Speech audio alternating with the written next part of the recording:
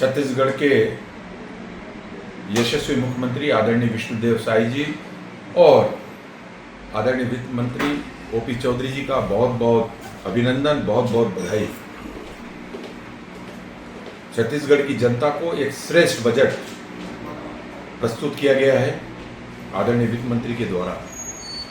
बहुस्पर्शी, बहुआयामी, सर्वव्यापी ऐसा बजट जो पूरे छत्तीसगढ़ के विकास को ध्यान में रख के लाया गया है, मैं उसके लिए बहुत बहुत बधाई देता हूँ आदरणीय मुख्यमंत्री जी को, आदरणीय वित्त मंत्री जी को। सभी वर्गों का, सभी क्षेत्रों का विकास की दृष्टि से समुचित ध्यान दिया गया है इस बजट में।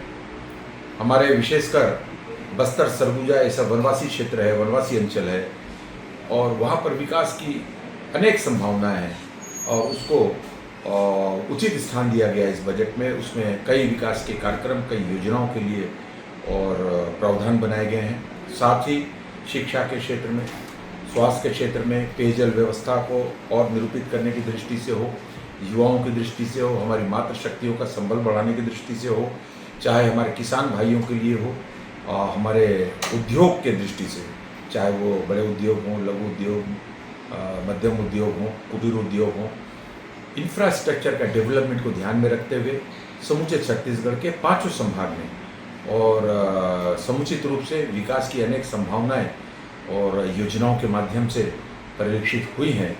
हमारे इस छत्तीसगढ़ को आदरणीय प्रधानमंत्री मोदी जी की जो परिकल्पना है कि 2047 तक और विकासशील भारत को विकसित देश में परिवर्तन करने की दृष्टि से जिस तरीके की उन्होंने योजनाएं बनाई हैं आदरणीय मुख्यमंत्री जी के नेतृत्व में, और उसी तरीके से पूरे छत्तीसगढ़ में विकासशील छत्तीसगढ़ को विकसित छत्तीसगढ़ में परिवर्तन करने की दृष्टि से उठाया गया एक महत्वपूर्ण कदम है।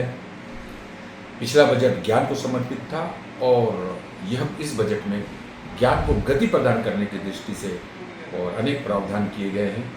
मैं बहुत बहुत बधाई पुनः आदरणीय मुख्यमंत्री विष्णुदेव साई जी को और आदरणीय वित्त मंत्री ओपी चौधरी जी को देता हूँ। बहुत शुभकामनाएं, बहुत बधाई। अगर आप ये वीडियो YouTube पर देख रहे हैं तो हमारे चैनल को सब्सक्राइब करें और बेल आइकन को दबाना ना भूलें। अगर आप Facebook पर ये वीडियो देख रहे हैं तो हमारे पेज को लाइक करें।